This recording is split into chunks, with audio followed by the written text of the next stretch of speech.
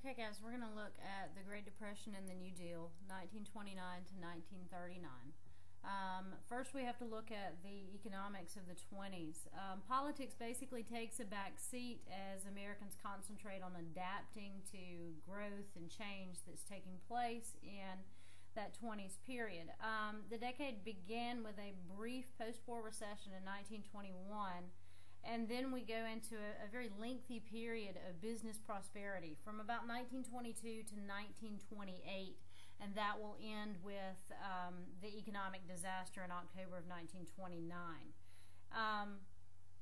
During those boom years of 22 to 28, unemployment was generally below about 4%.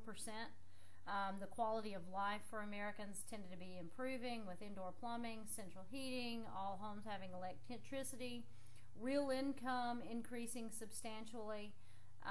However, the farmers still suffered. During the 1920s, 40% of U.S. families in both rural and urban areas had incomes in what was considered a poverty range. They struggled to live on less than $1,500 a year. Farmers really did not share in the booming economy of the 20s. Now, what did cause business prosperity? Business boom, rise 64% or so in manufacturing between 1919 and 1929, increased productivity. You have Henry Ford and his assembly line enabling mass production. And then you also have energy technologies, the shift from a dependence upon coal to, of course, oil.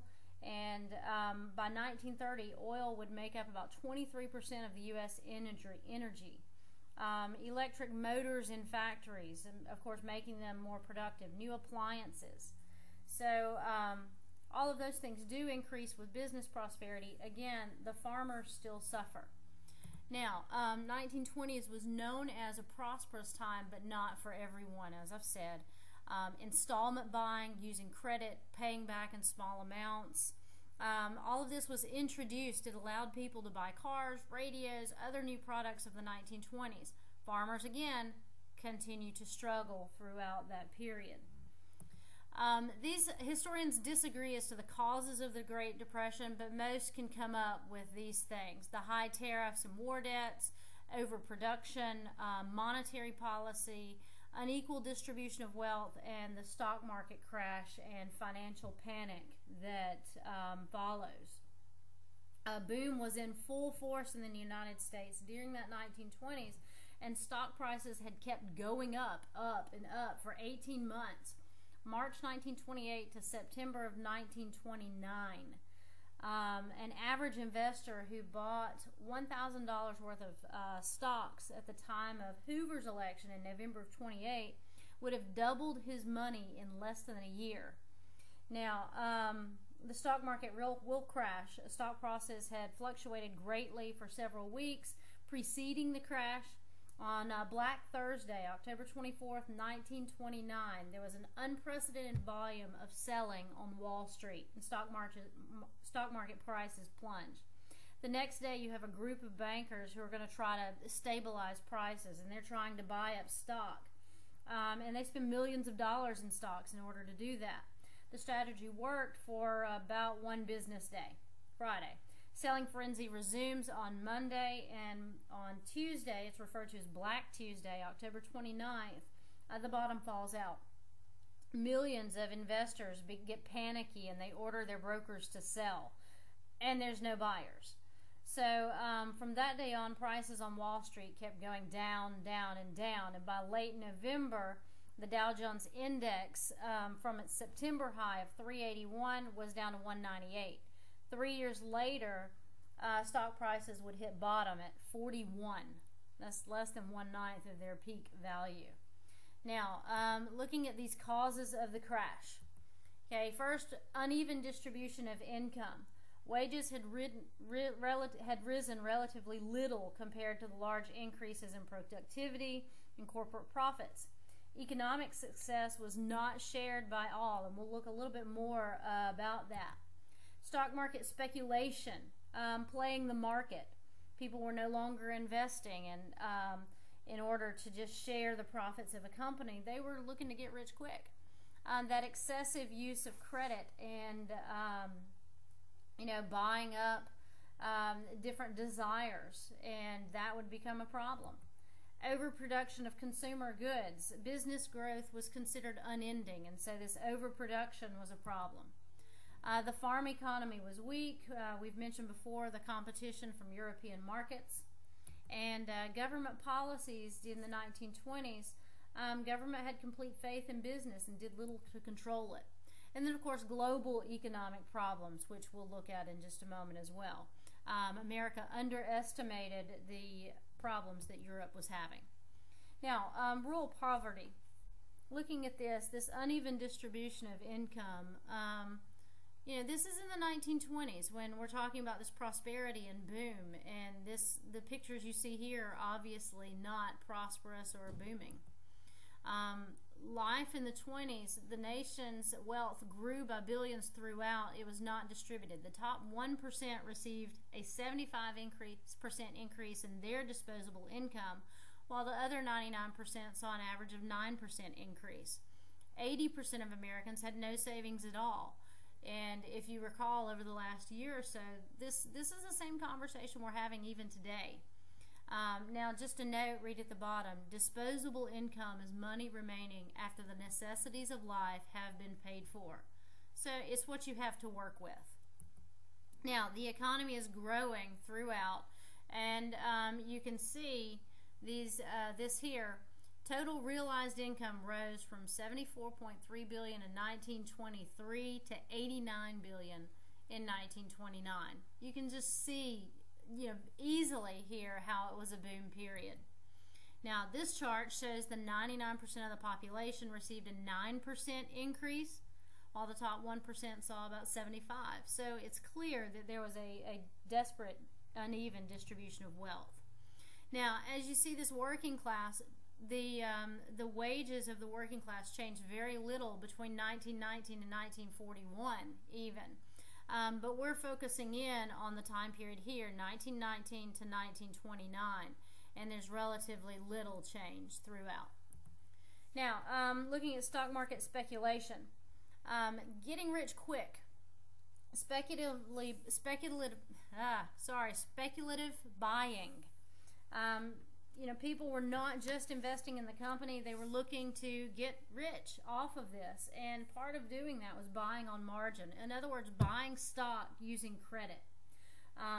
People could borrow most of the cost of the stock, making a down payment as low as 10%, and investors depended on the price of the stock increasing drastically so that they could repay the loan and make money.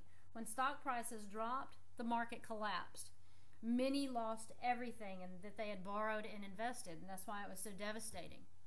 This excessive use of credit, there was a belief that the boom was not going away, and so advertisers, of course, are going to capitalize on this amount of income that was floating around and the willingness of people to buy, plus the prevalence of disseminating information. So advertising kicks in and encourages consumers' excitement in purchasing. Now, overproduction in the industry, again, it's that thought that the boom is not going to end, so we can produce. Business growth was aided by the increased productivity and the use of credit. Because productivity increased, you could produce more. And so this leads to massive production, which seems like a great idea, but supply was not meeting demand. Factories were producing products, however, wages for workers were not rising enough for them to buy them. The working class just didn't have as much disposable income as the upper class, and they were buying different products. Too few workers could afford to buy what the factories were putting out there. And so the surplus products are not sold. They could not sold overseas due to high tariffs, which is a government policy that we'll look at. And there's a lack of money in Europe as well. There was the same issue kind of with the farm products. Farming was overproduced. Due to surpluses and overproduction, farm incomes drop. When there's more in the market than there is a demand, the price is typically going to fall. Price of farmland fell from $69 per acre in 1920 to $31 in 1930. Agriculture was in a depression long before the rest of the country. In 1929, the average annual income for an American family, $750, but for farm families, $273. So the problem was the amount of people who were in that farm sector, and the issue of being able to be more productive in the farming industry encouraged a lot of buying on credit within that industry, and when they're buying on credit, they're not making enough money to pay that back. Now, this table shows a sharp decline in the prices of various products from American farms. You can just take a moment to look at that decline, 1912 to 1913, and then 1932 to 1933. Now, the decline in prices looks great for a consumer, but if you're a farmer trying to make money, your profit margin has disappeared. Farmers who had been suffering during the 20s also suffer even worse during the Great Depression. Plus, the overproduction creates a Dust Bowl effect, and we'll take some time in class to look at some of those pictures. If we can't get to it, it's certainly worth Googling. Google Dust Bowl, and just take a look at how devastated the West was. Looking at this, wholesale food prices collapsed, leads to a lack of money to purchase new equipment, and many could not pay for their mortgages and lost their farms. When you can't pay your mortgage, the bank comes knocking, and when the bank knocks on your door, takes your farm, you have no means of actually making money. U.S. Department of Agriculture's yearbook from 1934 shows unstable prices for foodstuffs. Take a look at this for a moment, maybe pause and just look at costs. Now, 1928, presidential contest. Democratic New York Governor Al Smith runs against Republican Secretary of Commerce Herbert Hoover. Many were suspicious of Smith, Catholic guy, while Hoover was popular for feeding starving Europeans after World War I. And you can see the 1928 chart there, the red versus green, red being Republican Hoover, and green being the Democratic Smith, and overwhelmingly Hoover's elected. Pay attention to that. It's going to look much different when he's running against FDR. Now, Hoover's platform, we in America today are nearer to the final triumph over poverty than ever before in the history of any land. The poorhouse is vanishing from among us. That was his thought in 1928. 1 year later, he had very different thoughts, I'm sure.